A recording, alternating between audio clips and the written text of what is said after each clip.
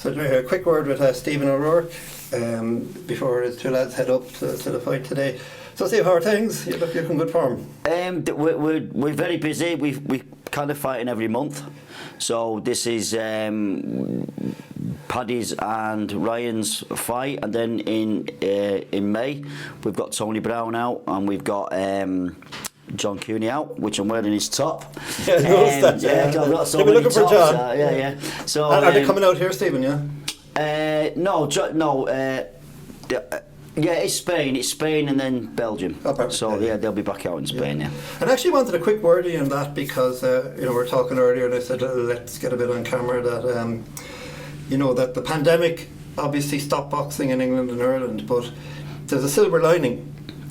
And the silver lining is that you've built relationships all over Europe now. Exactly, well, and we didn't know he was going to do that. I mean, I spoke to Connor, and we just decided, listen, we either do two or one things. We either stay and just wait for Star Boxing, because I've got 4 or 5 lads signed with Star Boxing for America, and I didn't want to do that. I didn't want to go down that road. I wanted to keep my lads active. So we actively sat down in a meeting and said, what can we do?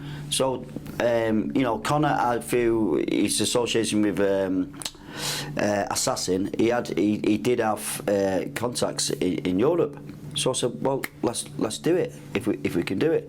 So that started the ball rolling. We was probably the first in the UK as well, to actually go out there and get our lads out. The first in Ireland, Stephen. The first in Ireland, yeah, and I think and the UK as well. Yeah, I know, yeah. That's what I'm trying to get at. Sorry, definitely first in Ireland. Yeah, definitely first. Just like and a lot of followed.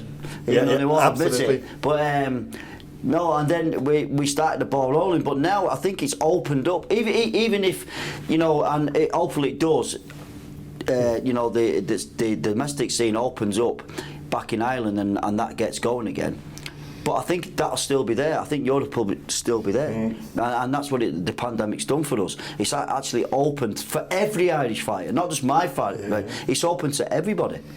And I think because we are Europeans, we can travel, we can go from different boards. We can go for Spanish board, the Belgian board, because we're Europeans. So we can travel all around, we can fight all around, and it's just opened that big area open. Instead of being domestic and just keeping in Ireland, it's opened a bigger door for all Irish fighters. And the Irish are making a massive impact in these fights. We're not this this small nation in back end of Europe. We're now a force in Europe. And we're going to make world champions out of it. And that's my interest. I mean, let's compare. Obviously, you've had fights on in Ireland, in the UK, naturally, right? Yeah. But how does, say, the UK and Ireland compare with the likes of Belgium and Spain? For all the bits around the commissions and I've worked with the Belgian commission. I've worked with the Spanish commission. Absolutely brilliant. They are professional outfits. So when you go in with a professional team, when we go up to a professional board like that, it's first class. There's no problem. And the amount of we always think of Spain or maybe Belgium as not producing great boxers, but I mean they certain areas they have heavyweights and things like that and cruiserweights. But I mean the standard of boxing is brilliant. So we're getting better and better through that. And I felt as well, I mean, compared with some of the Irish events that I went to, I didn't do too many overseas, that they seem to be actually quite competitive over here as a rule. This is a very good question. They're so competitive. They have the term journeyman doesn't apply over there. Yeah. They actually come to win. They might be at a certain level. Do you understand what I'm saying? Yeah. But them lads will come to win.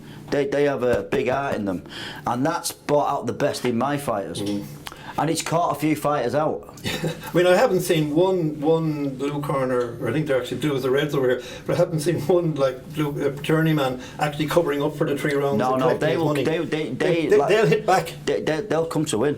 Yeah. And but like I say, they're at a certain level. Yeah. The Irish boys are at a certain level as well.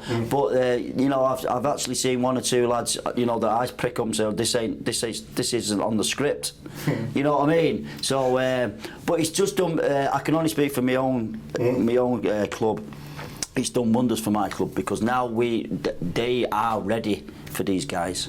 Yeah. You know, there's no cutting corners. Not that they, not that they would. I wouldn't let them, but they know when they come to Spain, when they go to Belgium, that they're ready. They're going to be 100% ready, because they know that they're not going to get an easy way. You know, and again, you know, like for the guys starting out, I mean, it's an investment. I mean, let's not sugarcoat this. I mean, it costs money to come out to fight, so at least you're getting a fight.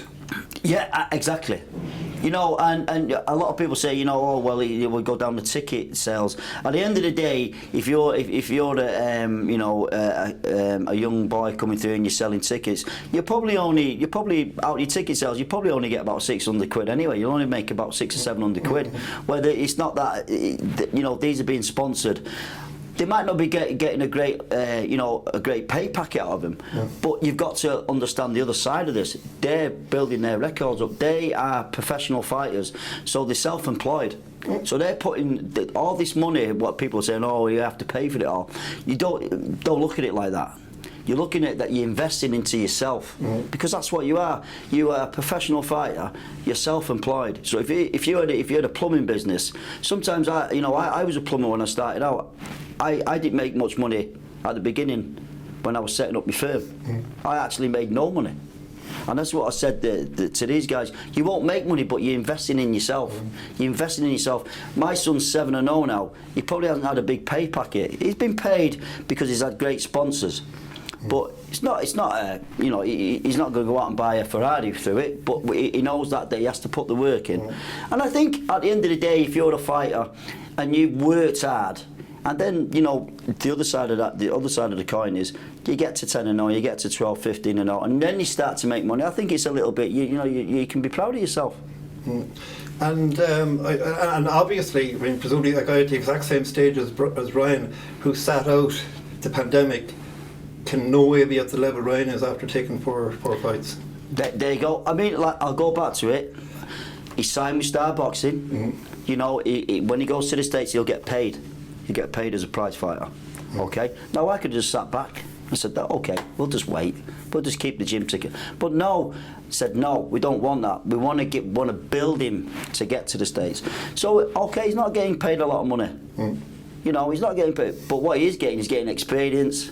He's getting his rounds in, and he's becoming a fighter. He's becoming a professional fighter. So. Yeah, and one of a handful of Irish people legally allowed to come out to the sun. Yeah, because he's an elite fighter. You know, he's he's elite. He's a professional fighter, elite fighter. So. But anyway, and just to let you go, to prepare as well. When this is all over, right? Obviously, a lot of your guys will be heading across the Atlantic to fight, right? But can I take it that you will be maintaining a relationship with your promoters down in Spain and Belgium? Absolutely, 100%. Yeah. We've set in stone now, you know. So, you know, with Koke from KO Promotions, we absolutely brilliant. We've got the Belgian promoters, we've got the English promoters. Do you know what I mean? So. It's always good now we've got the American promoters, so it's always good to, you don't have your eggs in one basket. That's what I'm trying to say. Yeah. So you can go. And I feel it's almost like a mental block thing. I mean, it's an extra half an hour on the plane to get to Spain compared to Bolton or London. Like I said, we're Europeans now. You know, we're basically one big country. So and we're allowed to do it.